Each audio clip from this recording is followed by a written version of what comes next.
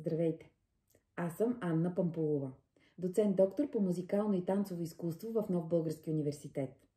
От днес стартирам поредица от кратки видеа, с които надявам се ще бъда полезна на студенти, на колеги, приятели, на познати и непознати.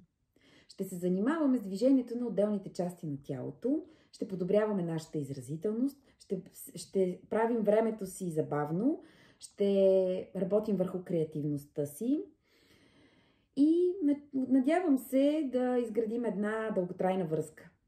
Ще направя едно кратко представяне за себе си.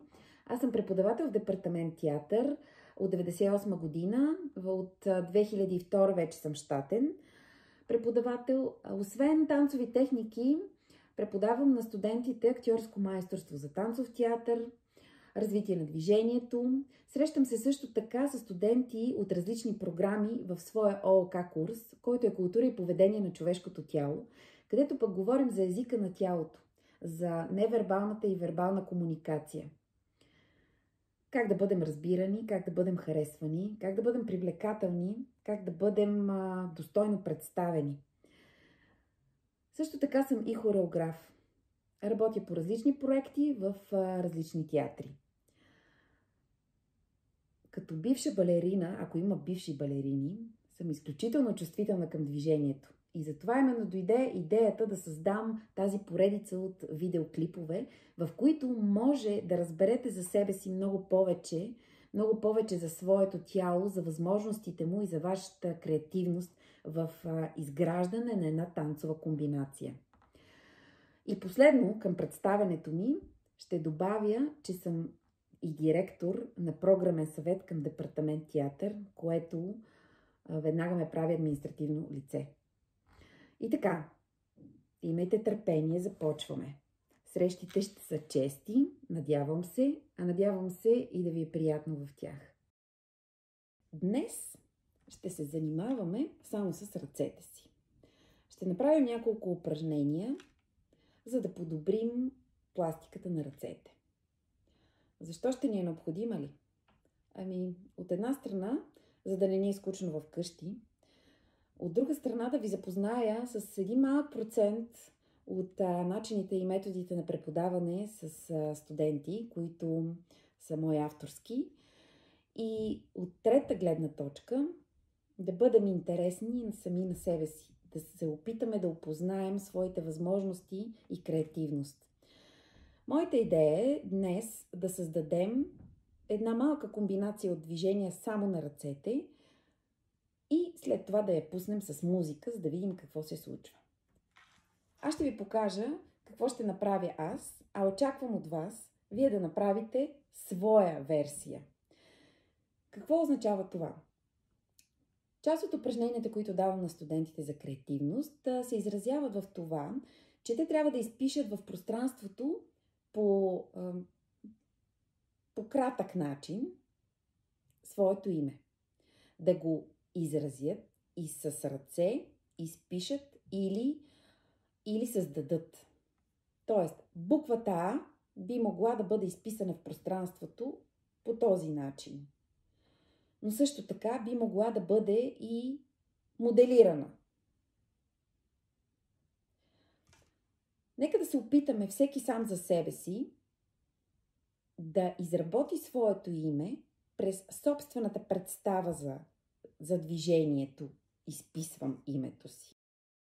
Сега ще демонстрирам своето име, как ще бъде изписано в пространството. Започваме с буквата А. 2 наклонени черти и една по средата. Буквата Н. 2 успоредни черти и една по средата, която ги свързва. И третата буква, която избрах, защото избрах по-кратката форма на своето име, Ани, е И. 2 успоредни и една наклонена. И така, сега, когато свържем в едно спокойно темпо буквите, ще се получи следната комбинация. А, Н, И. Можем да прибавим и музика, но след като прибавим музика, според мен ще имаме нужда да поразработим леко комбинацията. Това, така да наречем, е базисната ни комбинация. След което ние можем да я разработим и да започнем да повтаряме движенията, за да получим по-голямо разнообразие. Така можем да си правим различни комбинации, след което можем да върнем на обратно комбинацията, можем да я забавим, можем да изпълним много в по-бързо темпо и така може да правим с нея общо взето каквото си искаме.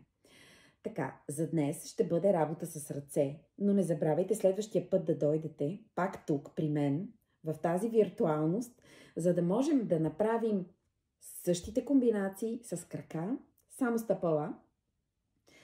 Последващия път пък ще го направим с цяло тяло, така че има какво да правим заедно, а ще ви подготви и други неща.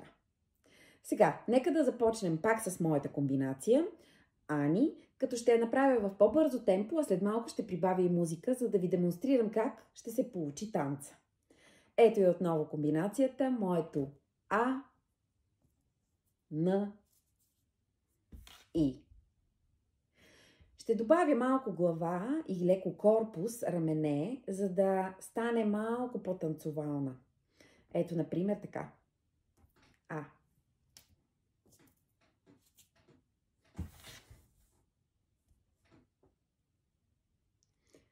А сега ще добавя и музика. Ето, че сега вече имаме и музика. Сега ще ви покажа как аз ще изпълня своята комбинация. Вие може да направите собствена, даже би било добре, да използвате собственото си име в по-кратък вариант, първоначално, и да прибавите музика, каквато на вас ви е приятно. Можете да си играете с темпото, можете да забързвате или забавяте, можете да повтаряте някои от движенията, както ще направя аз сега. Гледайте. 7, 8.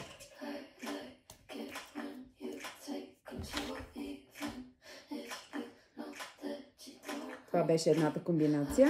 Сега ще се опитам да повтарям някои от движенията. 7, 8.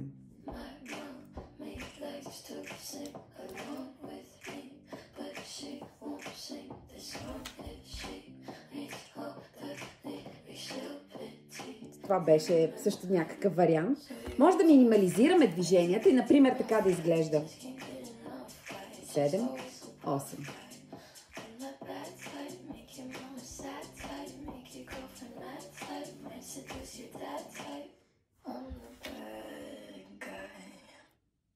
До скоро! Очаквам ви следващия път, когато ще работим с крака. Ще бъде много интересно, защото когато увеличаваш темпото, се получава нещо изключително. Също така, това според мен ще подобри целият тонус на нашето тяло. Очаквам ви виртуално, тук в моя дом. До скоро! Това беше от мен, Анна Пампулова.